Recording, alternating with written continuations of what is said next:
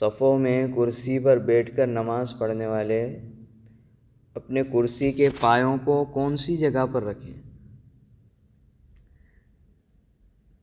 اس کی دو شکلیں ہیں۔ ایک تو یہ ہے کہ کرسی پر بیٹھ کر نماز پڑھنے والا اپنے کرسی کے پچھلے پایوں کو آس پاس موجود مصلی کی ایڑی کے قریب رکھ دیں، یعنی اس کے سیدھ میں رکھ دیں۔ ایک تو یہ ترتیب ہے، اور ایک شکل یہ ہے کہ کسی پر قیام فرض نہیں ہے، یعنی کھڑے ہو کر اب نماز پڑھنا اس کے لیے فرض نہیں ہے، لیکن اس کے باوجود وہ قیام جو ہے وہ کھڑے کھڑے کرتا ہے، اور رکوع سجدہ قعدہ سب جو ہے وہ کرسی پر بیٹھ کر کے کرتا ہے۔ ایک تو یہ ہے، اور ایک یہ ہے کہ قیام اور اسی طریقے سے رکوع جو ہے وہ کرسی پر بیٹھ کر نہیں کرتا ہے، اور سجدہ اور قعدہ جو ہے وہ کرسی پر بیٹھ کر کے کرتا ہے۔ تو ان دونوں صورتوں میں اپنے کرسی کے اگلے پایوں کو جو صف میں مصلی کھڑے ہیں دائیں بائیں ان کی ایڑیوں کے سیدھ میں رکھ دیں۔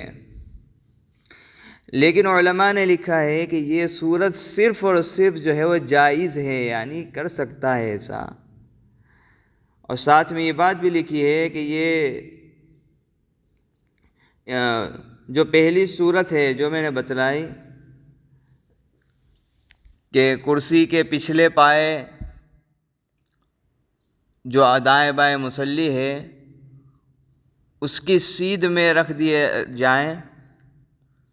تو یہ جو بات کی جو میں نے صورتیں بتائی ہے اس میں بھی اسی پر عمل کرنا چاہیے۔ گرچہ یہ صورت بھی جائز ہے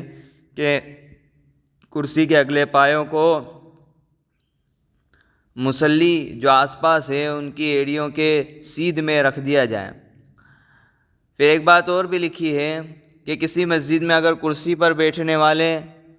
زیادہ ہو جائیں تو ان سب کو جو ہے وہ صف میں ایک طرف کر دیا جائے، یعنی یا تو دائیں طرف ایک کونے میں کر دیا جائے یا بائیں طرف کر دیا جائے۔ اور جب اس صورت پر عمل کرنا ہو، یعنی کرسی کے اگلے پایوں کو جب مصلی کے ایڑیوں کے سیدھ میں جب رکھا جائے، تو ایسی صورت میں چونکہ کرسی پیچھے کی طرف آ جائے گی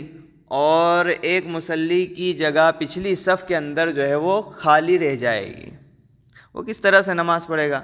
اس لیے بتایا کہ 2-3 مصلی کرسی والے آگے بیٹھ جائیں، اس کے بعد جو ہے پھر 2-3 مصلی جو ہے دوسری صف کے اندر اسی طریقے سے کرسی لگا لیں۔ لیکن علماء نے اس صورت کو جائز قرار دیا ہے، افضل اور بہتر تو اسی صورت کو قرار دیا ہے ہر حالت کے اندر کرسی پر بیٹھ کر نماز پڑھنے والوں کے لیے کہ کرسی کے پچھلے پایوں کو جو آس پاس مصلی ہیں ان کے ایڑیوں کی سیدھ میں رکھ دیے جائیں، تاکہ جو ہے وہ کندھے سے کندھا مل جائے اور صفیں جو ہے وہ درست رہیں۔